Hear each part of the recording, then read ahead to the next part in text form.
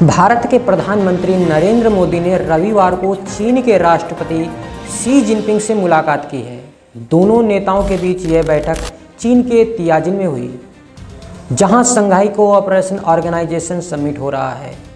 PM Modi ने Xi Jinping से वार्ता के दौरान कहा, पिछले वर्ष कजान में हमारी बहुत ही सार्थक चर्चा हुई थी। हमारे संबंधों को एक सकारात्मक दिशा मिली है। सीमा पर डिसएंगेजमेंट के बाद शांति और स्थिरता का माहौल बना हुआ है।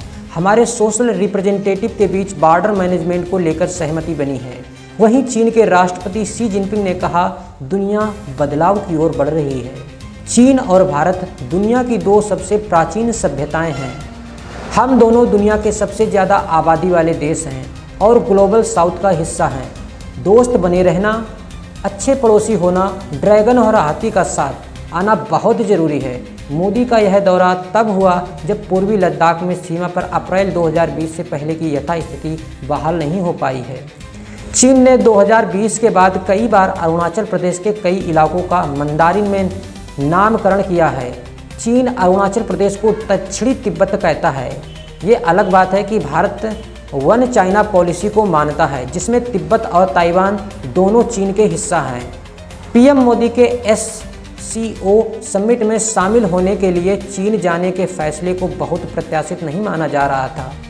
2023 में SCO की अध्यक्षता भारत के पास थी और भारत ने इस समिट को वर्चुअल आयोजित किया था। समिट को वर्चुअल आयोजित करने के फैसले का मायने यह निकाला गया है कि भारत चीन के दबदबे वाले गुटों को लेकर बहुत उत्साहित नहीं है।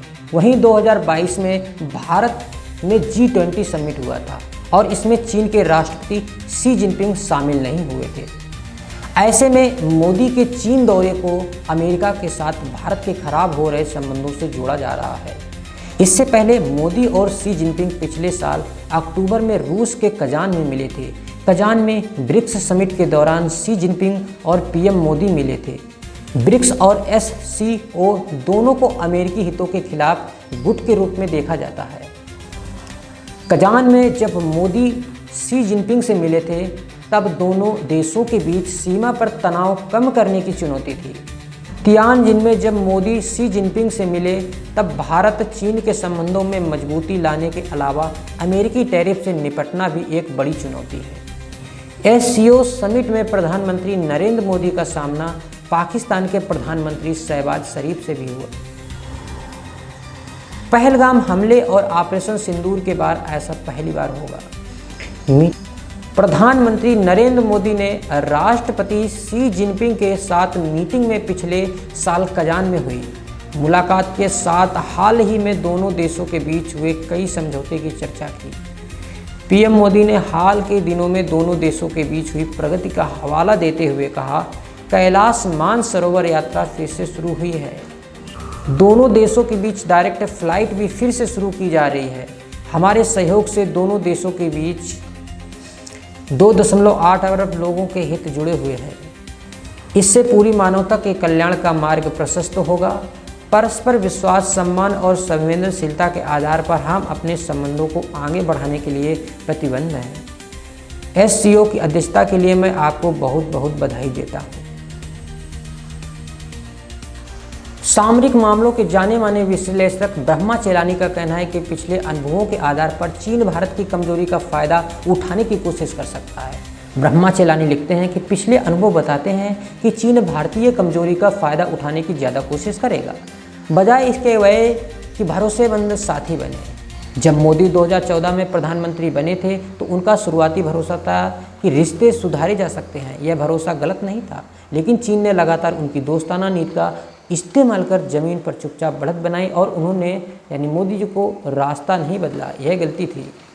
चीन ने भारत को यह मानने का कोई कारण नहीं दिया कि इस बार हालात अलग होंगे। उल्टा जब भारत ने मई में पाकिस्तानी आतंकी ठिकानों पर हमले किए तो चीन ने पाकिस्तान को मदद दी, जिसमें रियल टाइम रडार और सैटेलाइट डेटा भी शामिल था। इसके अलावा चीन ने हाल ही में दुनिया का सबसे बड़ा बांध भारत की सीमा के पास बनाने की योजना की पुष्टि की, जो भारत के लिए गंभीर पर्यावरणीय और राष्ट्रीय सुरक्षा के असर लगाएगा।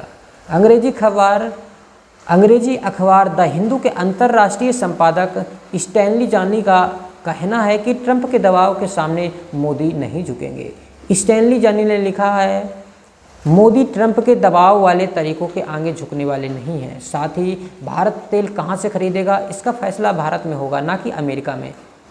इसका मतलब यह नहीं कि भारत अमेरिका रिश्ते टूट रहे हैं। रिश्तों को दोबारा मजबूत करने की संभावना है, लेकिन यह सिर्फ ट्रंप की शर्तों पर नहीं होगा।